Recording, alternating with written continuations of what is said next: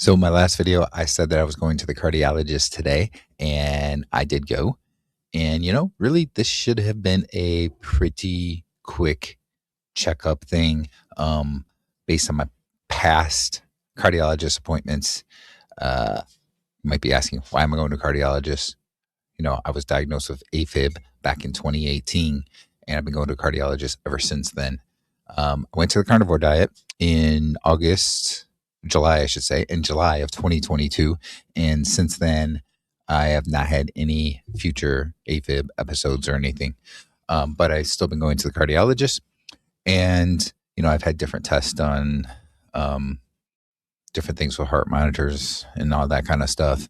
And the last time I went to the cardiologist, he wanted to have me do a CAC scan, see how that looked and so forth. So I had that scan done a couple months ago, just like November timeframe, I think, somewhere in there, December, whatever. And it was 0. And this was supposed to be a check back in follow-up appointment after that CAC scan. So the thought process to me would be, okay, this would be a really quick, okay, that scan was 0. Good. We've been meeting once every year. We'll probably have you come back again in another year, and maybe we'll check something else, that type of thing, right? That was not the case at all today. It was very interesting. First thing I'm going to say here is that I got really confused by this appointment, and it's got me questioning a lot of things about my cardiologist. So, give you a little bit of more insight. AFib is the reason why I started going to a cardiologist. And I actually was in the hospital in 2018 when I was first diagnosed with AFib. Went to the emergency room because of the whole feeling with the AFib, and that's how I went there. And that's how I was diagnosed, and that's how I met this cardiologist. And he basically said that over time it would, continue to get worse. And he was right at that time period, right? It continued to get worse to the point of by July of 2022, I was easily having 2 to 3 episodes every week, sometimes more than that, Basically for me, it's paroxysmal AFib. So I go into it and go back out of it on my own, typically within a few hours or a day, something to that effect. And, within a week, I could easily have 2 or 3 or even 4 or 5 episodes or more. Really quick, after going on a carnivore diet, the episodes seemed to go away. And I've been now 3.5 years without a single episode. I have worn heart monitors for a few days at a time. One time I wore it for 30 days. I have a Fitbit that checks, it is supposed to flag if it thinks that I have gone into AFib, potentially AFib, and I've never had any of those things come up. I check my heart rate a lot, and I kind of know when I go into AFib what it feels like too, and that just has not happened. And he's felt very comfortable with it that it has not happened anytime we've talked before. My cardiologist also knew at least that I was doing more of a low carbish type of diet. I did not say that I was doing carnivore specifically, but he kind of knew that and seemed to be okay with it, though he was not necessarily thrilled with it, but he was okay with it. And he was saying that, the results seem to be showing that things are working, so keep it up. So then let's fast forward to this appointment now. First of all, the last time I met him was back in the fall for my 1-year checkup. And he said, okay, let's just kind of have a CAC scan done, see how you're looking there and so forth. He did mention a little bit about my cholesterol being elevated a little bit, but let's see what a CAC scan shows. If there's no issues there, then there's probably nothing to worry about. Okay. So CAC was done. It was a 0. I'm 52 years old.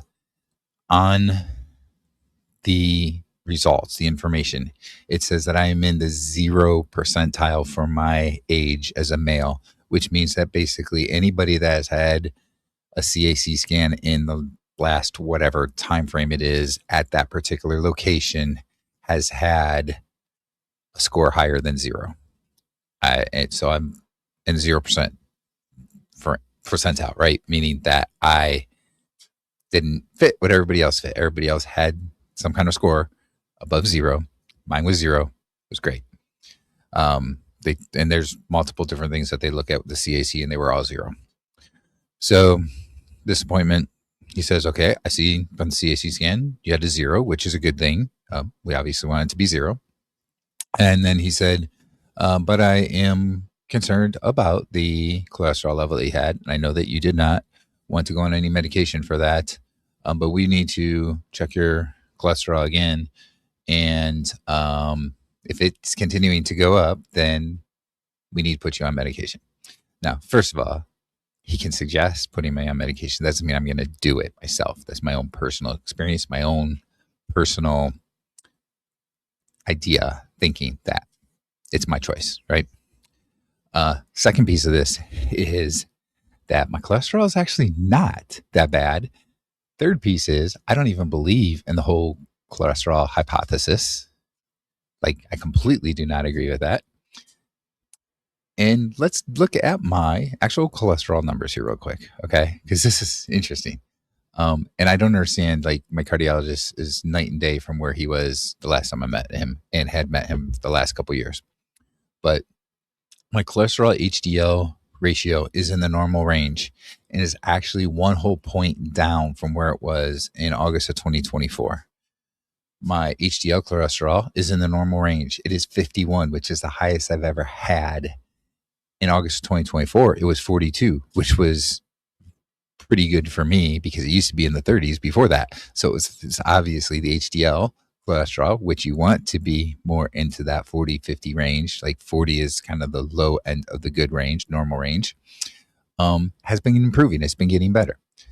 LDL was a little bit over the normal range. Normal range goes up to 100, and it was 127.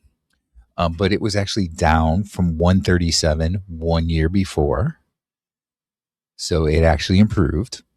VLDL, which is your very low density lipoprotein, was 27, right in the middle of the normal range. Normal range goes up to 40. So it's looking good there. And it was actually down from before I started Carnivore, it was 47, which was outside of the normal range. It's actually down from that to 27 now. Total cholesterol was 203. The normal range goes to 200. So it's 3 over the normal range. It is actually down as well from August of 2024, where it was 209. It's only a 6-point difference, but it is slightly down.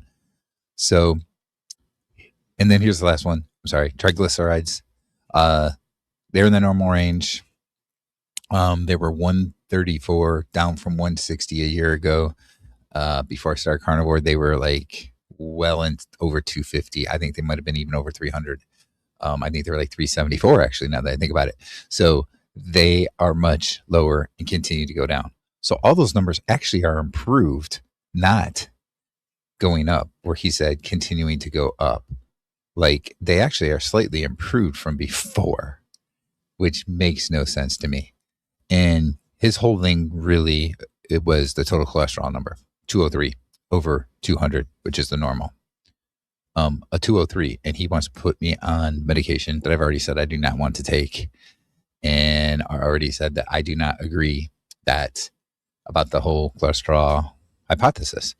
So that was just strange, very strange to me. Now here's where it gets even weirder. He told me that I'm now 52 years old, and with that, he wants to do a heart monitor on me again, because my heart would be weaker than it used to be. I'm like, well, what do you mean? And he says, well, your heart is not going to be as strong as it used to be because you are getting older and you are now 52.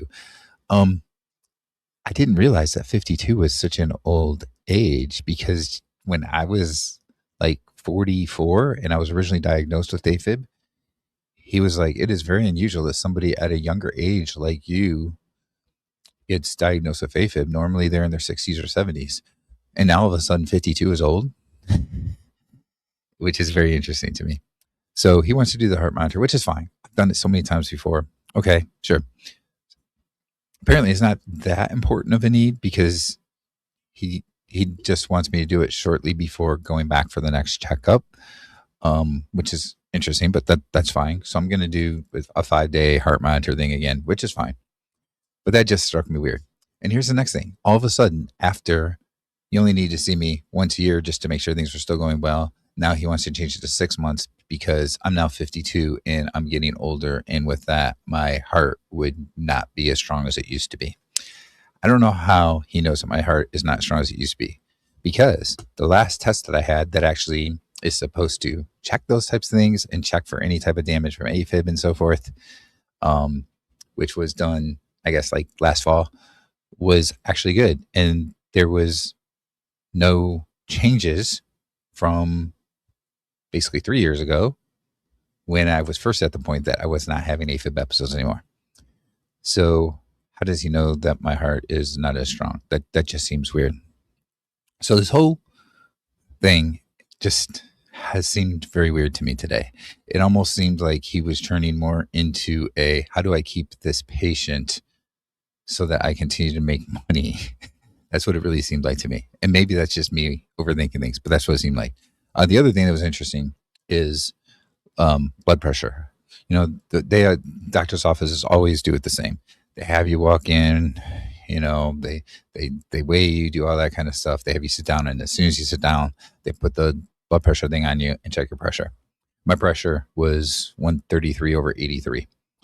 I mean, in the appointment then with him, after, you know, I go and sit down and he sees me, he's like, your blood pressure is a little bit elevated. Do you check your blood pressure at home? And I'm like, yeah. I didn't want to get and be like mean and be like the whole, you know, you walk into here, you haven't sit down. Everybody knows you should rest for a few minutes before checking your blood pressure. So I just said, well, here's the interesting thing I've noticed when I check my pressure at home. If I check it right after sitting down, it'll be a little bit higher, you know, 130s, low to mid 80s, that type of thing. But then if I wait like 10 minutes and check it again, it's probably like 120 to 125 over like 75, 78, maybe 80, that type of thing. And he just goes, okay. Well, just keep checking it because it was a little high today. Yeah, it was high, of course, because I just walked in the office, filled out the thing, paid my copay, sat down for like 30 seconds, had them call me back there, walked back there, stood on the scale for the weight, then sat down. And before I'm even sitting down all the way, she's got the blood pressure cuff thing ready to go to put on my arm. Of course, it was a little bit higher. That is how blood pressure is intended to work. Like as you get up and do things, your blood pressure goes up. That's normal. That's health, right? That's normal healthiness. So the whole appointment today was just very interesting for me. I want to hear your comments, what you think now that you've heard my experience, my story today. I don't know. It was really interesting. And the other thing was he mentioned like, oh, I know that you're not on a blood thinner anymore.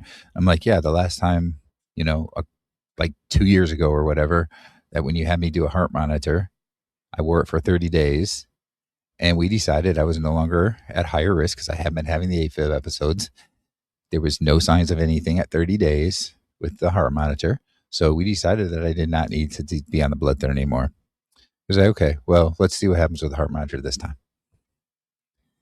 I mean, I don't know. It just seemed totally different. It almost seemed like a different person who I've talked to before. And he did ask me as well how my diet has been. And I said, I did. It was almost like he didn't remember that I do a low carb diet. So I just said, you know, it's been going well. I mostly eat just whole foods, you know, whole natural foods. He was like, okay. He's like, I did notice that you gained a little bit of weight from your last office visit. I gained like 3 pounds from the last office visit. And here's the thing. It's freaking cold outside right now. I had a heavy coat on and they weighed me with the heavy coat on. I also had jeans on and tennis shoes. I'm pretty sure at the last office visit, I had shorts and sandals on and a short sleeve t-shirt. I certainly didn't have a heavy coat on. Do you think that maybe that could very easily be 4 or 5 pounds even? And I've lost a pound or two. And here's the other thing. I'm a big guy. I'm 6'4", broad shoulders and so forth. My weight can fluctuate from one day to the next by 3 to 4 pounds. So I weigh 3 pounds difference than I did last year. And he's questioning why I gained weight. Hmm. At the same time, he asked me how exercise is going. And I told him that I've been doing a lot of push ups. Oh, how many push ups?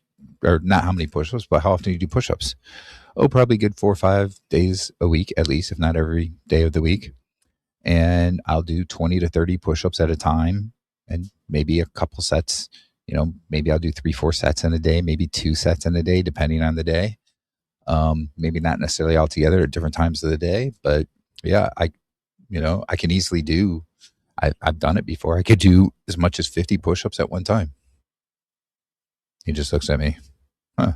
Kind of that look like you're making that up. It can't be, right?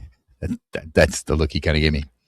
So I don't know. It's just very weird, strange vibes today in this club cardiologist appointment, and it's kind of throwing me for a little bit of a loop here.